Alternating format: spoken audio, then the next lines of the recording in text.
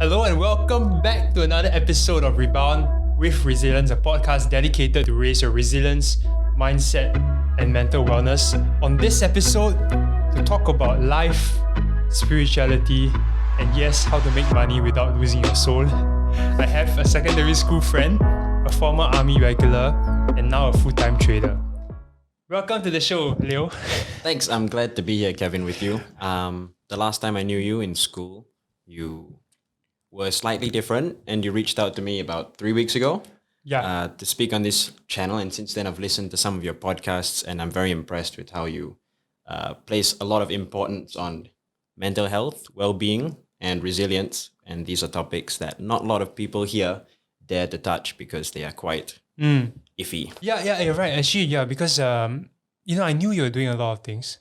I want to talk about how my perception of Leo back in secondary school, but I reconnected with you, and of course you sent me a DM on Instagram talking about my work, and how you appreciated it. So I thought, hey, I really appreciate that, and then we reconnected.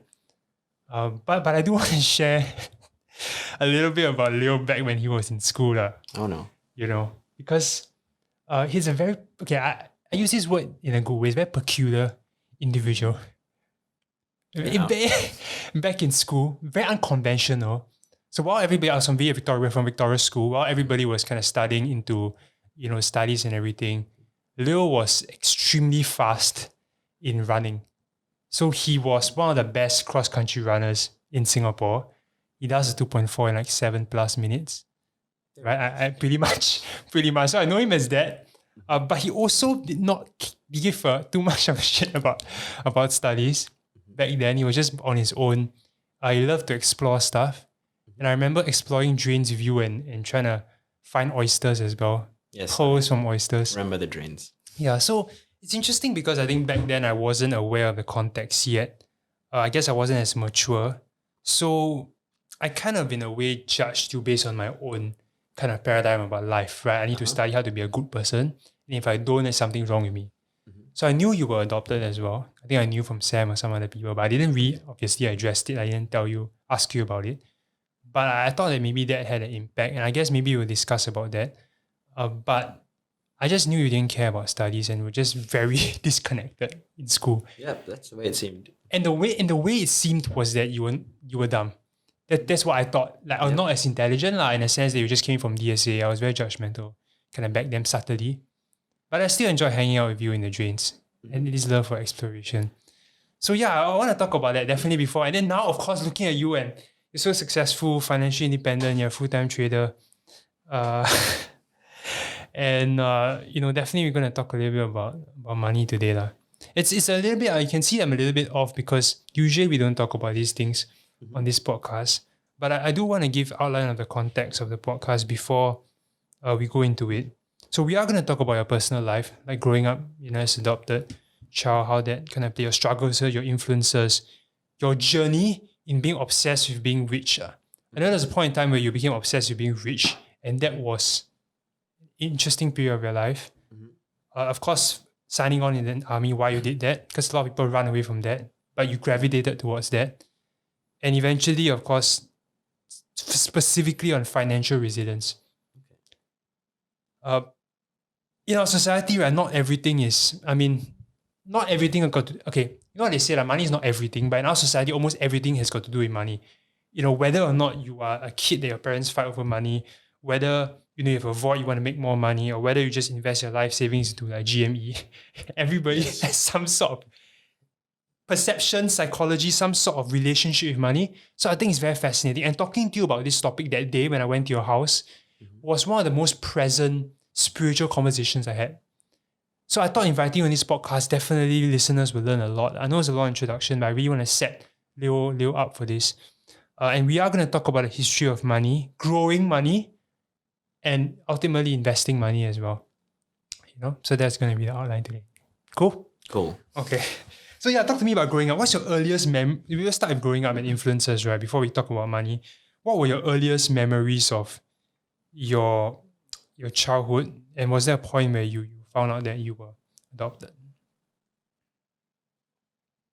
What do you enjoy doing? Like, like as a real kid, like, do you remember having the interest of exploration even from young? Okay. Well, I did find out I was adopted when I was about 5, I'd say. Okay.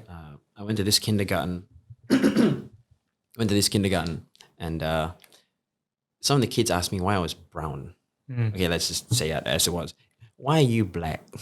And your parents that kind of pick you up, they are of a lighter skin color. So Okay. my adopted dad, he's Australian, and my mom's Eurasian Chinese mix, so she looks pretty Singaporean as well. Okay. So then I started to ask myself, why am I different? Is it something of my own doing? So I asked my parents, and they didn't hold back. They told me the truth. You are adopted. And at that age, I didn't really understand I didn't really understand what it meant. So I just took it as it was, took it in my stride. It never really bothered me that much when I was young. It did come back to bite me when I was about 12, 13, secondary one, when I was going into Victoria. It did bother me a little bit, but when I was young, not so much. So my main influences were my parents, predominantly my dad, because him being an Australian and an outdoors sort of guy. No, that's very good. Father-son time wasn't at the mall or watching a movie. It was him bring me to the botanical gardens, maybe. Sure. Or bring me to the beach, or taking me fishing, even though I couldn't catch anything. But he built up that curiosity in me. Okay. He built up that curiosity in me to explore what's out there.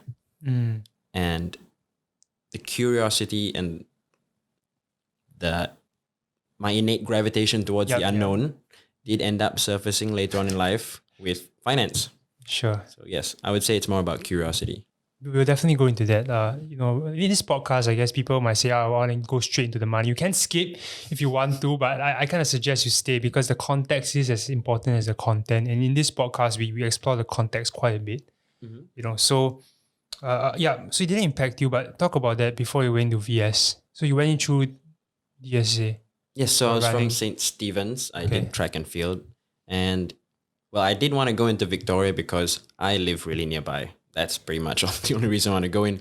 And I heard about this DSA, and so I direct school admission through my sport. My PSLE wasn't fantastic, but it could have scraped through. It's 246. Could have scraped through anyway. That's not fantastic. Not fantastic. It's relative, but that was the good. cutoff. That was the cutoff. Okay. So I DSA just to be extra sure, and I got in. And that's how I started cross country in VS, which has a very strong history of cross country teams. So you mentioned that it kind of impacted you a little bit. Can I ask about that?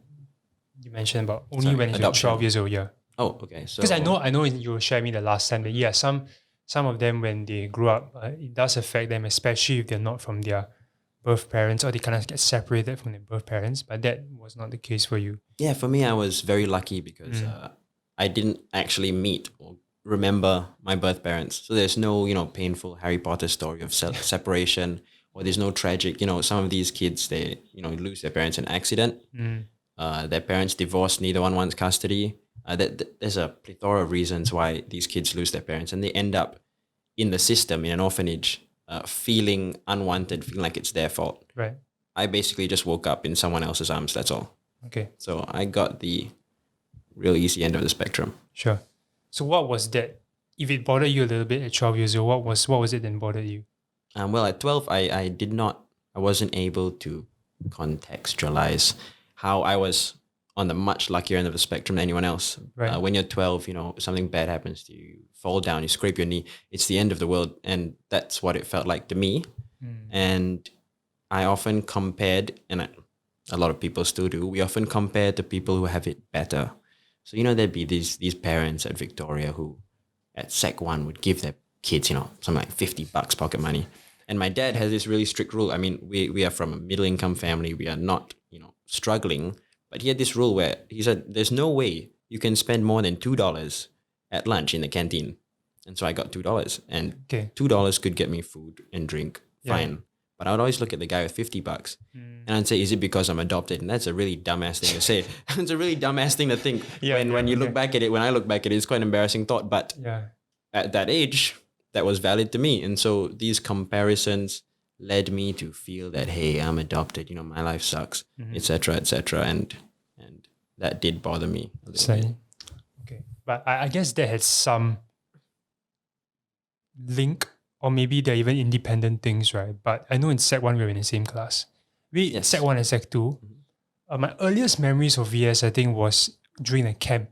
I think it was we all had to go through like adventure camp Sec 1. I did not want to be there because I had this like superiority complex. Very, like I said, I was very judgmental when I was young. I wanted to go to RI. I did not get in because of some TSA trials. I sprained my ankle. So I ended up inverted commas in VS.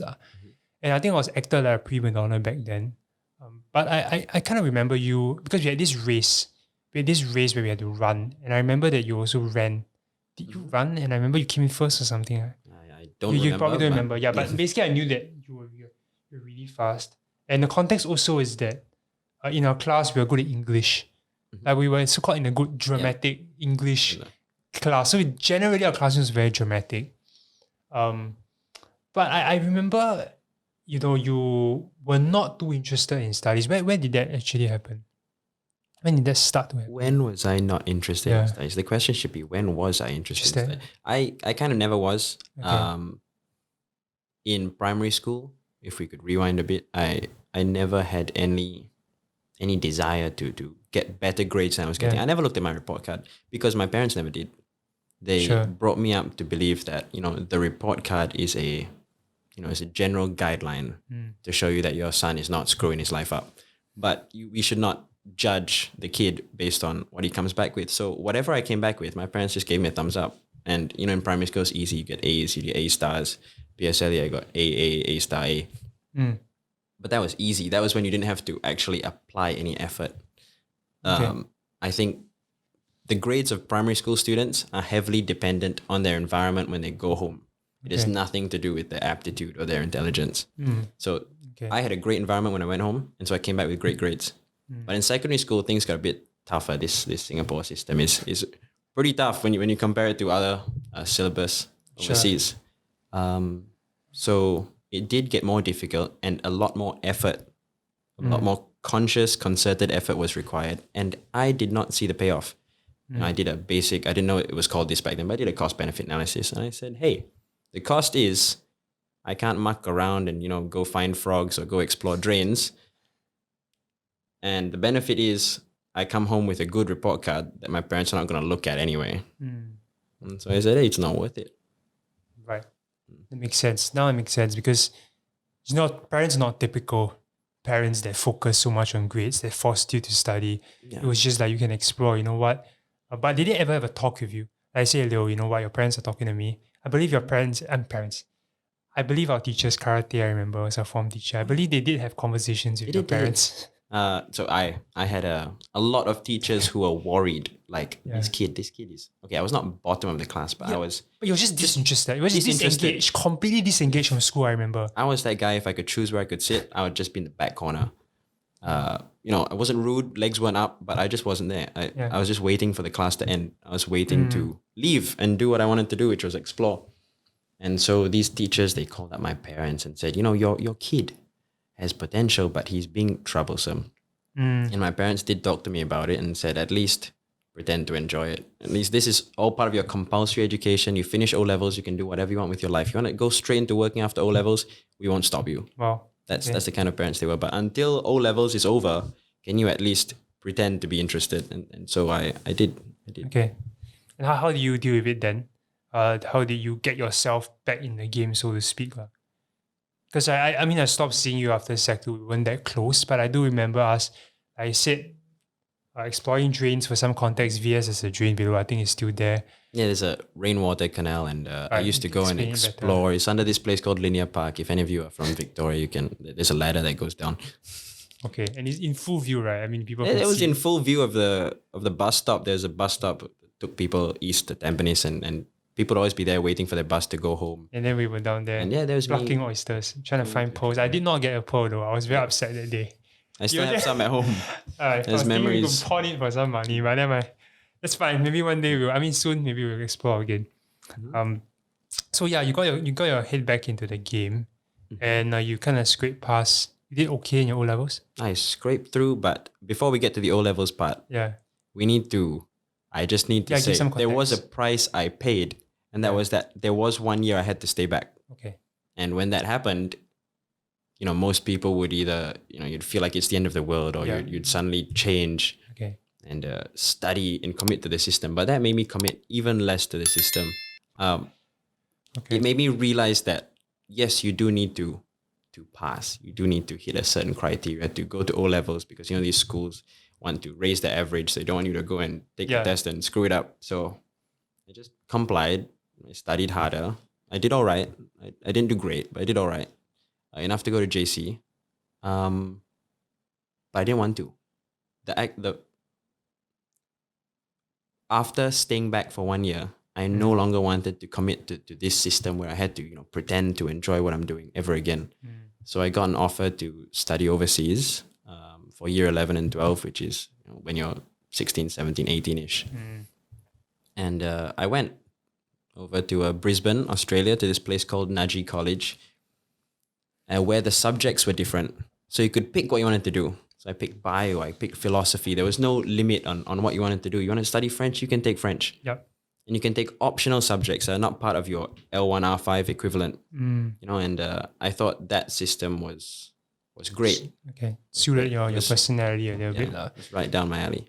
Let's go back a little bit, because not everybody has the luxury of maybe going overseas, right? Let's say a kid listening to this, they feel exactly like you. A lot of them feel exactly like you, disinterested with school, not sure why they're doing it, can't find a link to their dreams and goals, no passions in life. At least you had a passion, right? Exploration. They don't have many passions.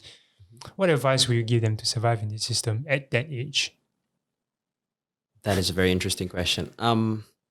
I don't think anyone doesn't have a passion. They have it, they just don't realize they have it yet. Okay. So imagine this, your parents, your teachers, your peers are all forcing you to study. You're cramped up in this little room with just books, your handphone's being confiscated, your computer's unplugged. Where would you rather be, and what would you rather be doing? There is definitely an answer. And the first thing that pops into your mind, that is your passion. Your passion could be running. Your passion could be your CCA. You could be looking forward to your CCA. That could be your escape from school. That was mine. At that age, right? That was mine at that age. But passions can often become escapes. So just be careful to not head down the wrong road and use the wrong escapes to escape your problems. There are a lot of healthy methods of escape, and a lot of them are sports related. Right. So the main point is don't run away from your problems. Yes. So as long as you don't let computer games or whatever become an escape, you just watch videos, play computer games, you don't address the problems. But how do you suggest they address the problems, especially when they really cannot find meaning in study? They have to. How did you do it back then? Like, you had to at least scrape through. Well, if I could go back to, if I could suddenly become 16 again and be given a second chance, I think I would tell my younger self, don't escape, but learn how to cope and know the difference. And learning how to cope can mean taking breaks, can mean setting realistic targets, can mean reassessing what subjects you're actually taking, versus escape, which is in a way what I was kind of doing. I would just wait for school to end and run away. And link it to their passions as well. Like, if they do well eventually, it's just a means to an end, and they can eventually go and pursue things that they enjoy, like which we're going to get into, because Leo is now really successful financially. Not really. He's being his understatement. He's being humble. But yeah, of course, I don't want to kind of take it as just a one-off kind of story. We will talk about the principles that led him there. Yes. But before you kind of get there, if you're a student, try and link it to your passion. Link your studies to actually eventually pursuing whatever you want to do. And like Leo said, just focus on tackling the problem in front of you. The last thing you need to do is escape from it. Yes. Don't escape last from thing it. you want to do. And I think you also share with me that if you could go back in time, you would have taken it a little bit more seriously. Yes, I would have committed more, not because I would have suddenly, believed in the system, thought that grades are important. I would have committed more because sometimes in life, and this is going to happen to you a lot of times, you are going to be placed into a system that you do not believe in. And when you're young, you might feel the right thing to do is to rebel outright. But that never is the case, because if you want to change something eventually, you need to understand it entirely. And the best way to understand something is to immerse yourself in that system, even if it's not something you agree with. Yeah. Okay, thanks for sharing that, Leo. We have to move on to other things because today's really is about financial resilience. It's the focus of the podcast. Mhm. But yeah, if you need help on this, just DM us, DM me, and I can talk to you about it. So you went overseas, right? You mentioned that you did a lot of different subjects. You came back, did your NS. Immediately when you went in, you said that I love this. I want to sign on. Talk Yep. to me about it because it's unconventional. Okay, so like we were saying, when I was a kid, I liked to explore, go into forest, climb into drains. So of course, I was like a kid with candy when I was being told that, hey, I have to do this for 2 years and nothing else. So as a recruit, being in the mud, covered in camo, getting shouted at, while everyone else was having a little bit of a cry, I was ecstatic. So as a recruit, I immediately decided I wanted to commit more than 2 years. I wanted to commit a total of 6, which was inclusive of my 2 compulsory years. And I chose intentionally to be a war spec, which is like a sergeant, because it's more hands-on, it's more down and dirty. There's more interpersonal relationships with your guys. Okay.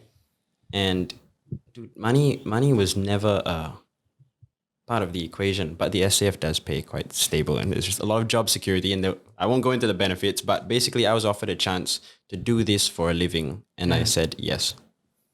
Okay. And you said also that you gravitated, you wanted to challenge yourself because it was so-called inverted commas negative environment, and you wanted to experience that. Can you share a bit about that? Okay. So in national service, I believe NS is the great equalizer because our school system, I mean, I will not talk negatively about it, but our school system is built around streaming kids. Yeah, for sure. So we stream our kids from as early as, I think in our time we had that EM1, 2, 3 stuff in P4. We don't have that anymore. Then you have your PSLE. You get split to different streams of secondary school education, which up to you whether you like it or not. And then from then on, you get streamed again into tertiary education. Like it can be IT, you can get a diploma, you can get a A-level cert. Yeah. And then you all come back for NS. And so as a recruit, you are finally able to see, hey, if I've been streamed through, something like the Express stream my whole life, and suddenly now I have to interact with other people who may not have that kind of background, it can be intimidating, it can be difficult. And then from the other person's perspective, they're like, hey, this person has so-called, quote unquote, higher qualifications than I do. What makes him better than me? And they might get defensive. So I saw a lot of these things going on in my bunk as a recruit. And for me, it was quite intimidating because I did not know how to handle these situations. I didn't know how to talk to them. If 2 people were arguing, I didn't know how to mediate. Yeah. And I realized that I liked being out of my comfort zone in that sense. Yeah. So that coupled with being able to get, down and dirty in the jungle and get paid for it, these 2 things together. Makes sense, right? Definitely, yes. And I guess when we reconnected, I spoke to you in your home, then it made sense to me why you are able to connect and eventually do business really well, because that was also like a training ground for you. Both your studies overseas and exactly what you said. I mean, we can't go into their personal problems because it's private, but a lot of them are very extreme. Extreme, especially when a sheltered environment. Like you said, everyone is sheltered and BS. You don't really get to see this kind of stuff. And when you do be exposed to it, it generally changes your paradigm about life and also builds up your capacity to connect and empathize. Yes. So we were talking about how empathy is really underrated. And one thing I felt from you when I was speaking to you was empathy that day. Yeah, so I'm glad that shaped you in that way. While you were in NS, this is the interesting part. I finally get into the money part of your, I'm dying for it. But yeah, so you were there. You started to value money more.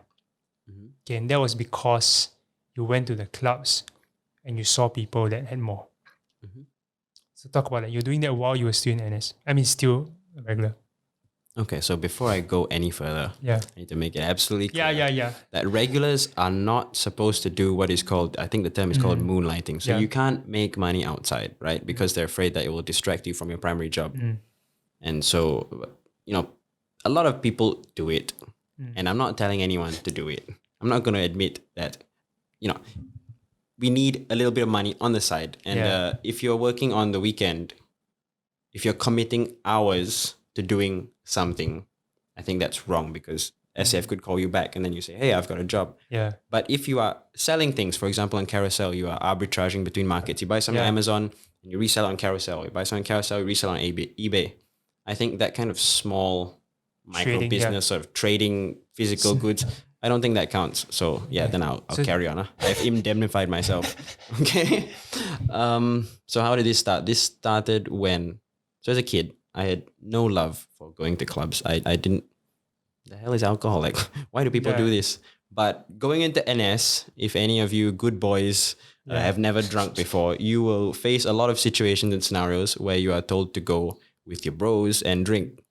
So I went and I realized there was incredible potential here to make money, both in the buying and reselling of alcohol, in the delivery of alcohol, in the promotion of clubs that had difficulties filling up seats. And so I won't go into detail how deep I went into that, but let's just say that I started to meet all kinds of different people from all walks of life, all kinds of different SCS, and all of them, they were there to impress others. Most people at that age, 19, 20, 21, they weren't there to get drunk. They were there to lead a double life, build this persona that, hey, I'm successful, albeit only for like 4 hours, and I'm going to eat grass for the rest of the week. So I met a lot of these people, but some that stood out to me, the ones that changed me for better or worse, were these kids who had everything. And I'm talking, there's I don't want to bring up the country name, China ones, okay, that have absolutely top to bottom, Louboutins, Moschino tops. Right. But they've got these soft hands and they look like they haven't done a day of work in their life. So these kids come in and they come in a group of 8 and they buy 50 bottles of Dom Perignon champagne and spend like 25 grand. Yeah, you can't even finish this stuff. What are you doing? But deep down, there is I did experience negative feelings, dark feelings, jealousy, comparison. Why do I not have that? Why do I not deserve that? What has he done to get this?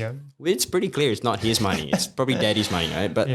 But those feelings of comparison crept in, and I'm not sure if any of your listeners have felt this. I'm pretty sure that you have felt this. It might even have been report cards like we were talking about earlier. You just start to compare and you start to ask, why does he deserve this and why do I not? And so at that age, I thought the right thing to do, instead of being jealous, was to work harder. I wanted to be like him. I aspired to have that. And I thought the harder I work, the more I'll get. And then I'll deserve it. Okay. And that will, fill this hole in my heart. Okay, got it. So it's a void that you had to feel back then. Because it drives it really deep. Because, I've never stepped into a club before. I don't know if I ever will. People that have gone told me, no waste the time. But I want to go into that because you mentioned about more of like the other side of things where there's a lot of ego battles. It's more of like asserting something, like compensating for something. Yeah. But was there any good, or rather, because I don't want to label things as either bad or good. You know what I mean? So was there any like value in the club? There's definitely value in the club. Pre-COVID, now when we're filming this, we're in COVID, but pre-COVID, I'd still go down to the club, like maybe once every 2 weeks, just let loose with a few friends, have a dance. I just pay entry, have a good time, leave. So I think as with anything in life, nothing is toxic. Nothing is 100% toxic. Nothing is 100% healthy. Right. There's always a spectrum. Yeah, it's always a spectrum. And it's very dependent on what kind of mindset you take going into it. What kind of mindset you take going into it applies for anything. Right. You could have great grades, but you study for the wrong reasons, and it's bad. Like that kind of thing.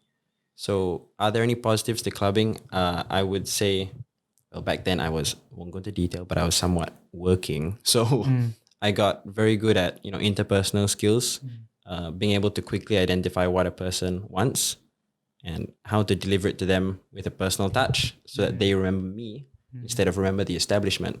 So then I become indispensable to the establishment, which I will not name.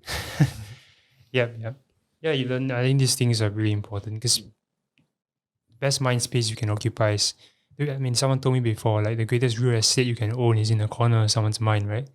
And if you own that space, then they always come to you. They always remember you, any deals or whatever. Yeah. Like I said, I don't want to go into so much details, but when you started to trade, so thanks for sharing that. I think that's a good perspective. When you started to trade alcohol, Could you give at least some idea of how that worked and the emotions you felt when you started to make money? Okay.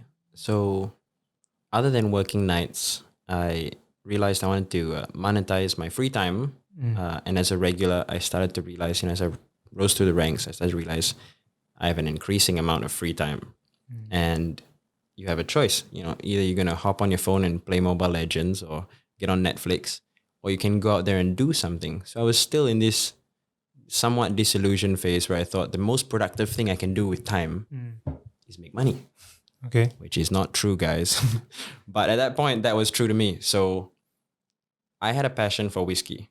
I liked whiskey. And I think if anyone's thinking of starting a business, don't go for what makes you the most money. Do what you are passionate about. You'll never feel like you're working. So I was already collecting whiskey, limited edition, simple stuff, cheap stuff. But I started to realize in 2015, right, there was this explosive boom in the Japanese whiskey industry. These bottles started flipping, 20 times, 15 times the recommended retail price. And that's when we saw a lot of Singaporeans, this place having such a high GDP, starting to look at whiskey as an investment vehicle. And so that's when I said, hey, there's opportunity here to arbitrage between marketplaces where the sellers don't know the full value of the item to a network of seasoned whiskey investors who are willing to pay even with a premium over the market rate. So the first place I hopped onto, and this platform is still full of undervalued stuff, was Carousel. So an example was 1970s Johnny Walker Black Labels have Port Ellen in them, which is a mothballed distillery. Their bottles go for $4,000, $5,000 a piece. But people don't realize that 1970s Johnny Walkers have Port Ellen liquid in them.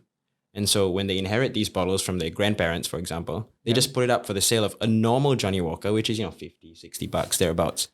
And so you can spot them. You can. Okay. Yeah. So the label's different. And if it's something you're passionate about, of course you'll know the label's different. So I spot these things as a 19, 20-year-old with not much money other than my SAF money. I put down $60. I take the bottle, bring it to these whiskey collectors, put it on the WhatsApp group for sale, $220, $250. Sold in 5 minutes.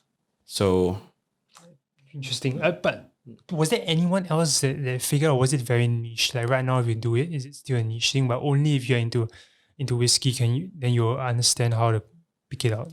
You can still go into it, but I don't recommend you follow anyone's footsteps. You might be passionate about Pokemon cards. There's a huge market for Pokemon cards. Americans are now trading baseball cards for like $50,000 a piece. I don't understand, but where there's a willing buyer and a willing seller, business can be made. So if your viewers or your listeners ever feel lost and they want to start, a small, just entrepreneurship, manageable side stream of money, tell them to start looking at what they already know. Don't dive into the hottest market. Just like I tell people, don't dive into GME, right? And look what happened. Don't dive into something that's already taken off. Try find something you love that's niche. And you may not have a huge pool of potential buyers, but having a small and committed pool, to me, is better. Okay. Yeah, the reason I asked that question was that in my mind, like if that's a good opportunity, everybody be on it, right? But I guess because it was niche, that's why you managed to, and you had a passion for that. That's why it gave an advantage, and you also had access to buyers because of your work and everything. I'm not. You can not tell me this if you want to, if you don't want to, but just to give an idea. Like, what was the biggest trade you made? The biggest physical whiskey trade. Yeah, in terms of profit. Just give the audience an idea. Perhaps you want to rephrase the question to what is the most expensive single bottle you've sold? Because if we went into the most expensive trade, I'll just tell you it's a very boring lorry full of Macallan 12s. Okay. It's not just boring. Volume. It's just volume, right? Okay. So eventually I did start selling by volume. Oh, right. You had a warehouse as well. But how much? I mean, okay, let's talk about that first. So that lorry, what was their trade amount? Like, can you say? Again, I won't go into detail, but I sold a lorry full of Martell and Macallan 12 to a Siam Tiu for cash. Okay. Yeah, that was weird. That was a weird one. But they only paid in cash. Okay, but I guess you won't go into details. You all can figure out how much that is. Yeah. It's quite a lot. So, but the single biggest one? Single biggest one was Well, it's not huge compared to some other, whiskey fanatics out there, but my favorite one was this beautiful Yamazaki 25 limited edition from Narita Airport that I managed to get for 7,006, and then I pushed off for 9,008. So my percentage profit wasn't great, but for one transaction, it floated well with me. If you make 30% on a single transaction, that's okay. I shouldn't have sold it, should have held it because it's worth more now. Kicking myself still. Because with that amount of money, you can't even find a willing seller anymore. Sure. Okay. So anyway, so you chased that, right, for a period of time. How did that affect you emotionally? If you said that it was always about the chase. How did that affect you physically, emotionally? Because you were regular. You had to go out and do hard labor, talk to men, command. And then on the weekends, you would like hit to the clubs and do this stuff, right? Did that take a toll on you? No, surprisingly not. Because I loved everything I did. Right. I loved my job in the army. Okay. Didn't feel like work. I loved my job on the weekends. Didn't feel like work. It never felt like work. And that's the scary part. When you are traveling down the wrong road and you are convinced that it is right. And I only realized later on that it was taking a toll on me. But at that point, I didn't feel like it was taking a toll on me. I felt great. Every time I saw a bank account balance go up, that, sort of boosted my esteem almost in a very unhealthy, strange way. Now that I look back at it. But back then, it was all good. Okay. But what made you eventually let go of that? Because when we talked about it, you said that there had to be somewhat limit. And when you talk about how when people chase money, we went in a bit about society, right? When you're just after the chase of money, what it does to you. Speak a little bit about that. Maybe not from personal experience, but also maybe from the personal experience. Okay. So where this all changed, I don't know if I shared this with you last time, but where this all changed was when I started to memorize how to play blackjack. So I don't know if your kids are old enough to understand, I'm sure they do banlang or something. Yeah, but the 21 casino rules seems like a randomized game. It seems like it's based on emotion by feeling, should I take, should I not take? But there's a finite number of outcomes that can happen with blackjack. So long story short, I realized MBS is one of the best rules in the world for 21 for blackjack. They use about 6 decks and an electronic shuffler. Don't know if you want to delete this later, but I realized that there's a finite number of outcomes and you can memorize, basic strategy pretty much on the internet and just practice every night for 3 months. So all this changed, long story short, when I started going to MBS to play blackjack semi-professionally at night. And so the people I sat next to, they were all really different from those people I met at the clubs that I mentioned earlier. They were a league above. They were, there's people losing or making 400, 500K in an hour at some of these tables, especially Baccarat, sometimes 21. And so I only played 21 because it's the only statistically, positive game for the player. And so I looked at these people with huge, insane amounts of money that I, for some reason, aspired to have, but they looked miserable. They had no control over how they spent their money. And we'll talk about this later when it comes to finances. They had no control over how much they lost, how much they made, or when to walk away. And that's when I started to realize that maybe there is no end to this. Like, when I get to their level, will there be someone else that I'm jealous of? Will I have control over how much I lose? Because I was very strict. If you lose, if you're down 10%, walk out. If you're up 25%, walk out.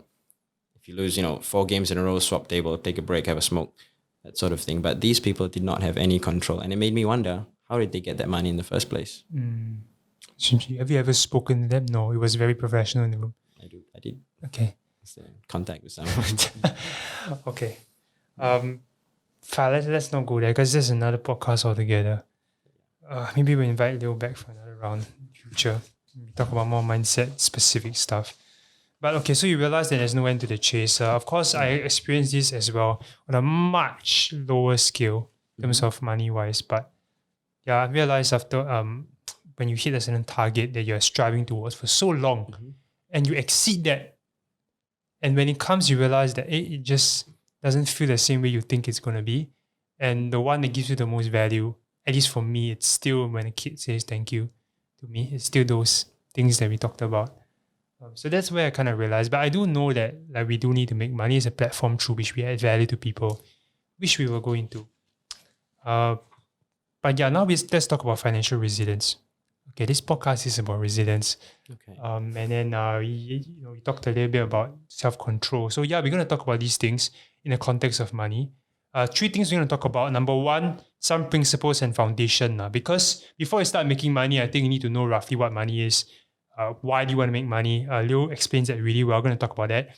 Then we're going to talk about some ways you can make money on the side while you're working or whatever, while you're studying, you want to get into business or start growing your finances. And the last thing we're going to talk about is investing and a bit of trading, because Leo does trading full time. Mm-hmm. So, and how do you differ that from, say, gambling? So yeah, let's start with money. What is money exactly? Because it's so fascinating that money means different things to different people. But if I would ask you to explain what money is, right? What would be the answer? The shortest answer is that it's a social construct. Mm.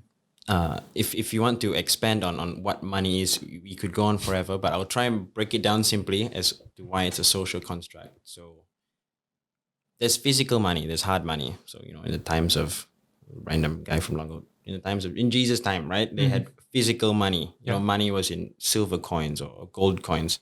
And these were physical. It's important to note that these were finite items. There's only a finite amount of gold in the earth. There's a finite amount of silver.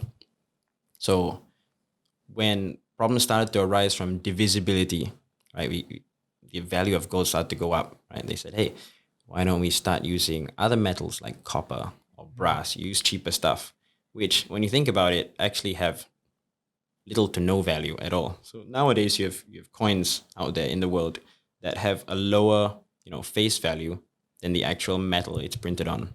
Mm. So that's quite interesting. So anyway, we fast forward quite a lot.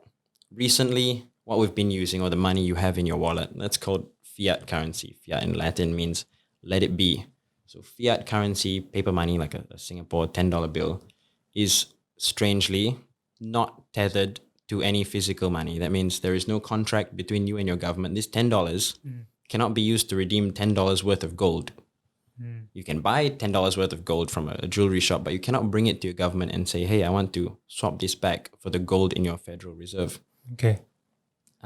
So this is the weakness of fiat money. Your government has the right to print more if it deems it necessary, which means technically it's an infinite asset. Yeah. It's an infinite asset. There can be an infinite amount of money. Okay. Right? And so every time there is a problem, for example, recently with this coronavirus problem, you can have central banks like the Fed doing what they think is deemed necessary, which is cash injections, right? And so when you increase the amount of money in supply, you are invariably decreasing the value of each dollar, which most of you understand is inflation. Inflation is a bit more complicated than that. So if we go back a little bit to, for example, 1933, there was a time in the US when in 1933, Franklin Roosevelt made it illegal for Americans to own gold. So they confiscated all the gold that people had. That's wedding rings, privately owned coins, bullion bars. They confiscated everything at a fixed rate of $20 per ounce. And an ounce is about 31.1 grams for those of you metric boys out there. Pretty sure they lost you there, but it's okay. So they confiscated all of this gold for $20 an ounce. Just an ounce, whatever an ounce is. Okay, and a few years later, they resold it back to the public at $35 an ounce. And they were doing this to, long story short, pay off debt, right? Pay off international debt. And so things happened after 1933, World War II, and the Cold War, etc. International debt grew again. And at this point, there were paper dollars in the US, but these paper dollars were called the gold standard. So they were attached to the value of gold. You could walk up to your government and say, I want to swap this for gold. And that was the reason they had gold in the Federal Reserve. In 1971, the US was once again, swimming in debt after all these various things had happened. And the then president, President Richard Nixon, he said, hey, why don't we detach from the gold standard entirely and just print money? I mean, what's stopping us from printing money if we don't have to match, the gold in our reserve with the money that we've printed and have in circulation? So they detached, and many countries followed as well. In 1973, they completely detached and they started to print money to pay off international debt. And this gave birth to what we call, as I mentioned, fiat money. Okay, that's a summary, but I guess if you want to Google it, you can go and those of you that are more curious. But I guess what it means for people is that money is right now, it's infinite, you're saying? Or rather, it's the inflation. The money, they can just print money, and so the value of it will go down. And if they put it in a bank, they're losing value. The money in your wallet has no actual value other than the trust that it will continue to be accepted widely. Okay. It is an assumption that it will continue to be accepted widely. Sure. So I'll take that and understand it later. But of course, we're moving to digital as well now, and that's a completely different thing. We won't go into that. Digital and the value of that, whatever Elon Musk is quite big into that. But going back also, I think last time people used to barter trade, right? They used to trade items. Yes. That was how they did business. But along the way, they realized they want a standardized form, and then eventually they moved to what we are doing now. So understanding this context, right? People comes to you and say, because people want to know like what it means for them, right? So if they come to you and say, they'll teach me how to make money, I'm sure that people that come to you and say that because they envy you. Like you said, it's a cycle, right? And people do envy you because at your age, you're making, I don't want to say that you can figure it out, right? But what do you say to them when they tell you they want to make money? Well, the first thing I'd say is that they need to understand and break down what it is first. And to put it into one sentence, money is simply a store of time. So the first thing, the only thing that you can do to earn money if you have nothing is to give your time.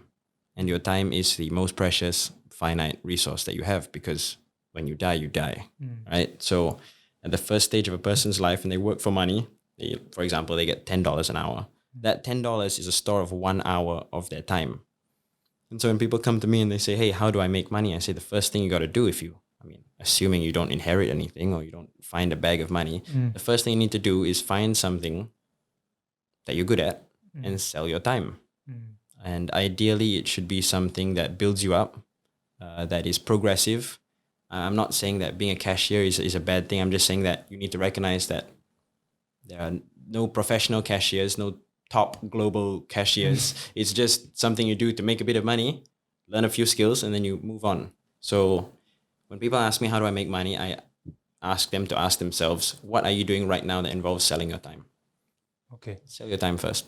Sure. And of course, you eventually increase that, that how much inverted commas that time is worth, the value is worth, you can, what I do tell people is slowly increase your market rate per hour. But of course, that eventually transitions into creating systems for passive or asset-based income, which we will get into. But what are some ways, I'm speaking of that, right? What are some ways that people can make money without capital? Any tips for people with regard to this, aside from, say, finding out what you're passionate about? Without capital, like zero. Yeah. You'd have to sell time. Okay. That is the only thing you can do. Other than finding natural resources, like you start being a Warcraft worker and you start digging soil and trying to sell wood, or I don't know. There's no other way to make money other than selling time, and there is nothing wrong with selling time. So you might hear a lot of people on YouTube demonize the idea of selling time. Why work a 9 to 5 when you can just trade cryptocurrency with me? Stuff like that. Don't demonize hard work. Okay. That's basically okay. Yeah. So I think this is quite straightforward, right? Find something, whether is it trading, whether is it, for me, that was hosting random stuff like kids' birthday parties or tennis coaching, because at the time I was passionate about tennis. So a lot of my money that my parents invested into me learning tennis, I started to do a bit of coaching, eventually transitioning into training with a higher market rate. So if you're good at studies, you might want to teach some to institution on the side. But the whole idea is that you want to increase your market rate. And like you said, make sure your time in exchange for money is greater, the rate, because time is a finite resource. Yes. You can be doing a lot with that. I think one thing that I like to pick up also is the fact that you had somewhat of a personal education through your experiences, whether is it overseas, whether is it in the clubs. You picked up interpersonal skills, you picked up character skills, skills that you cannot learn in the classroom that help you to actually increase so-called your market rate or the amount of money you made. And I think for people listening to this, right, yes, studies are important, but you have to find some time to invest in your own development, right? whether is it interpersonal strengths, whether is it intrapersonal, which is like your self-control, your resilience, or intellectual, which is your curiosity for learning and all these things. Yeah, so definitely do that. Let's go and talk about trade investing. I am going to give a bit more time for this podcast. I really prepared that we're going to probably lengthen the conversation. That's why I scheduled someone a bit later. Okay. So we're going to talk about investing and trading now. So let's say now people have made money, right? They made money, they want to invest. And a lot of special millionaires nowadays, they're more like interested in owning their, kind of doing their own investments rather than outsourcing it. Yes. So what do they have to keep in mind when they start investing? Okay. Well, once you've done the hard work, you've put in the time, you've got a nest egg, we'll call it nest egg.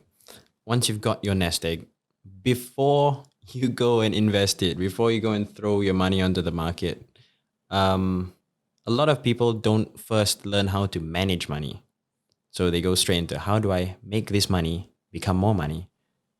They need to learn how to manage it first. Mm-hmm. So management means identifying what kind of lifestyle you currently live, what kind of lifestyle you want to live. And, the perfect scenario is the kind of lifestyle you want to live is a lifestyle you're already living.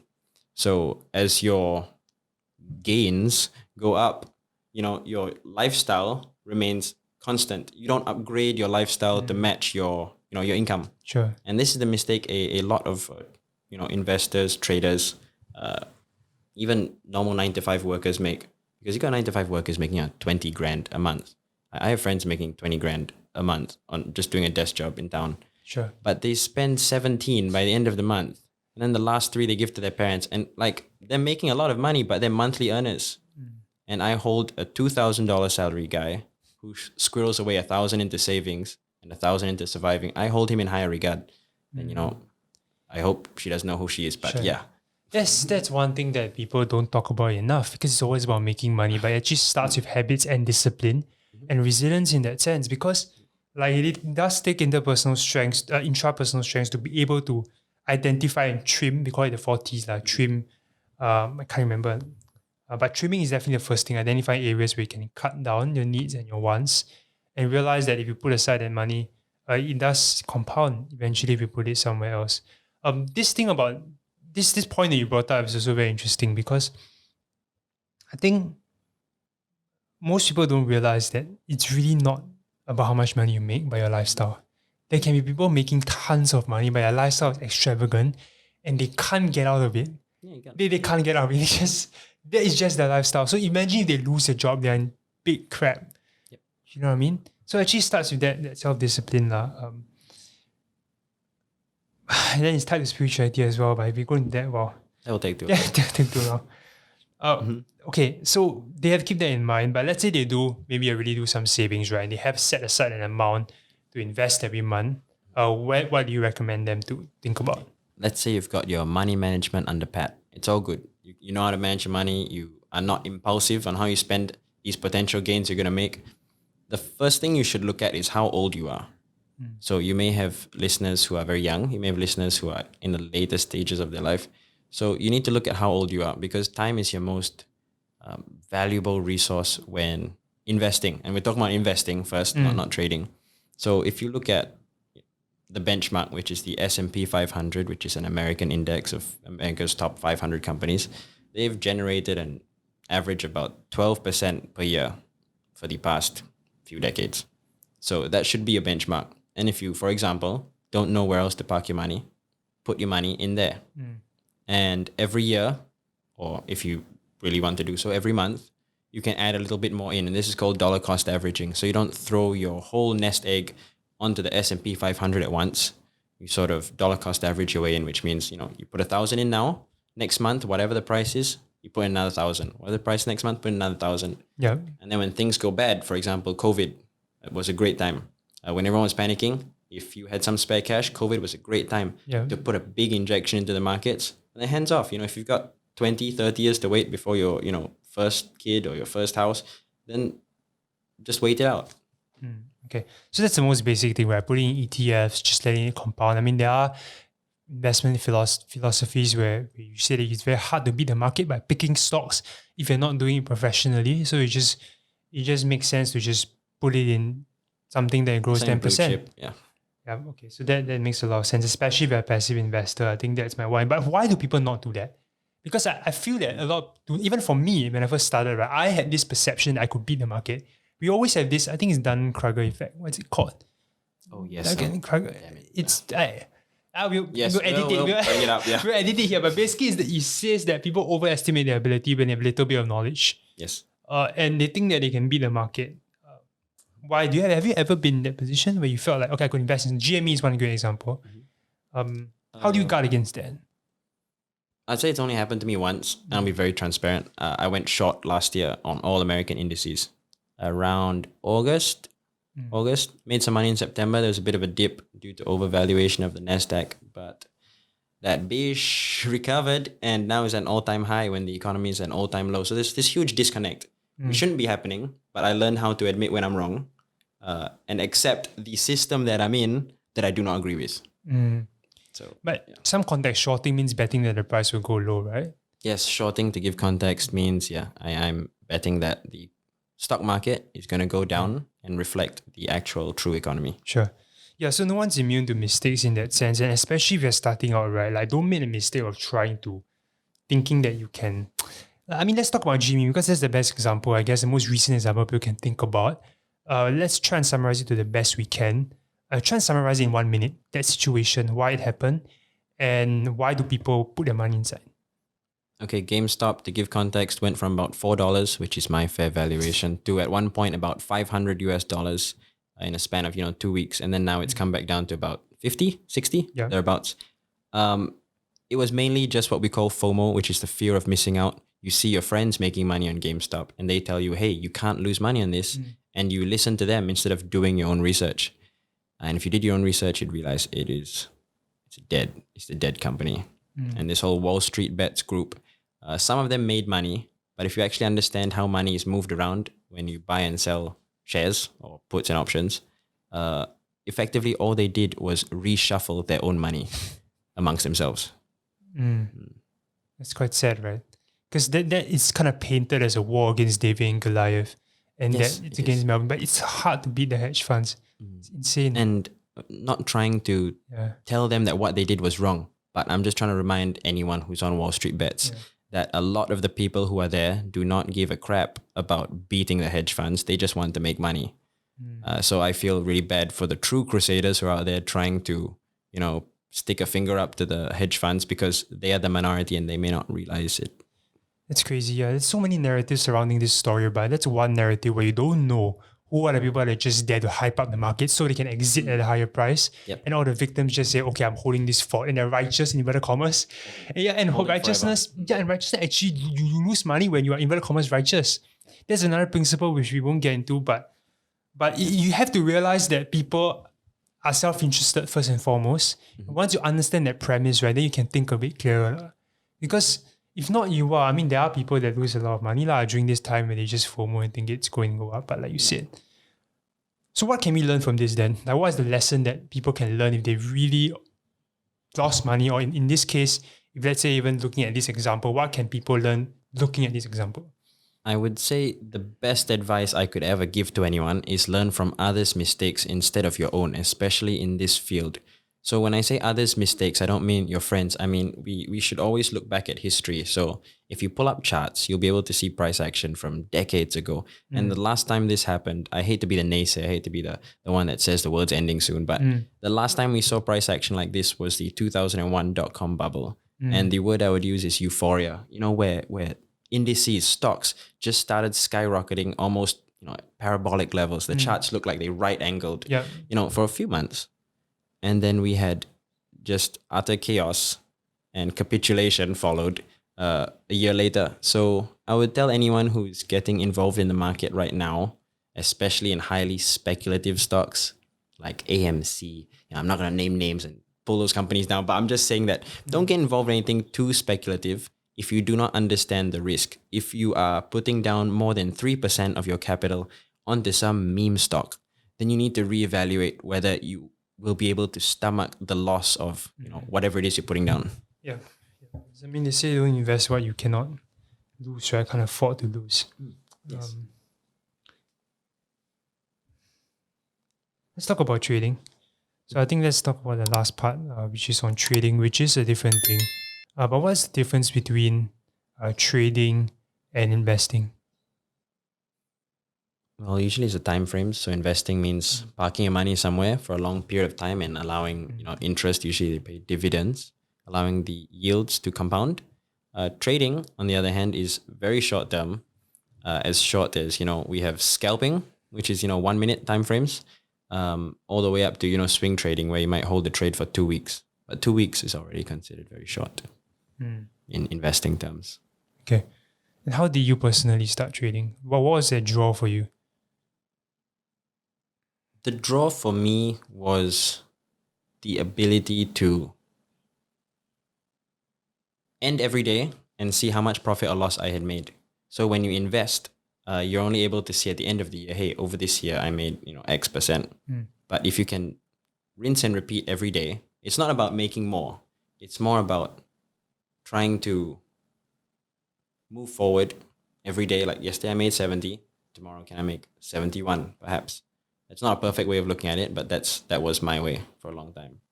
And so one thing I'd like to go into is why a lot of people start trading before they even start investing. So people start to throw their whole money into trading because it's quick, because it has the allure, the glamour of almost gambling, almost gambling. But the difference between trading and investing, if you're starting out, investing is a lot easier because you buy something and you hold it.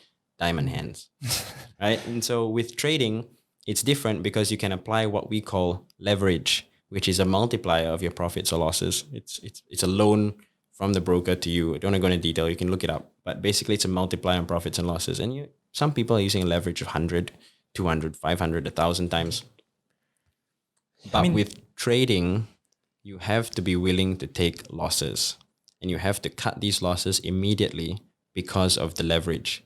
You cannot allow something, or you cannot diamond hands and hold on to something that's losing, because it can absolutely destroy you. And this is where a lot of people, this is what I love, because this is where psychology and finance come together.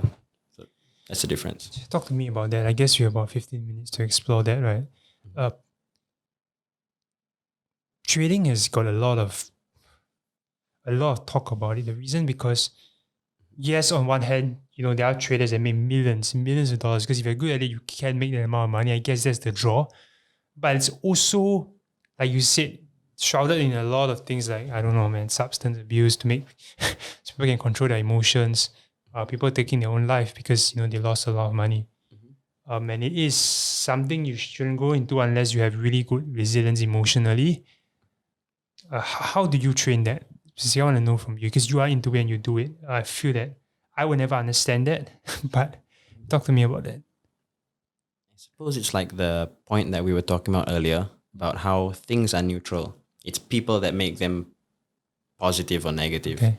And we need to start by making this assumption that, trading is neutral, and it is and becomes what you make of it. So what you bring to the table is, how I've seen it often become toxic and negative is people come to trading when they're already in debt. This is my way out. I need this to work. People come to trading without training. So you can train online with, demo accounts. You can train with fake money and live chats. Yeah. And that's free education. That's the best tool there is out there. And people who come to me to learn, I force them to stay on that for like 3 months. So you can make mistakes with fake money. But a lot of people don't want to do that. They want to rush in because they think that, yes, what we were talking about earlier, I am better than everyone else. I have a small amount of knowledge, but I think I'm going to make it. And that's usually why people crash and burn. And what makes on that vein, right? What makes a good trader? What makes a good trader? Because people have this conception also that maybe you need to be good in math. And you failed math. You screwed math up completely. I screwed math big time. Math is my worst subject other than French. Right. But no, you do not need a lot of math. You might need some arithmetic, which is just addition, subtraction.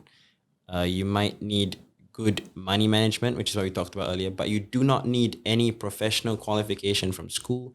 You don't need to be an A-level student. Technically, in theory, you could teach a P5 or P4 kid to do it. right? And it might even be better for them because they think it's just a game. Wow. Right? It's just points. It's not actual dollars. Yeah.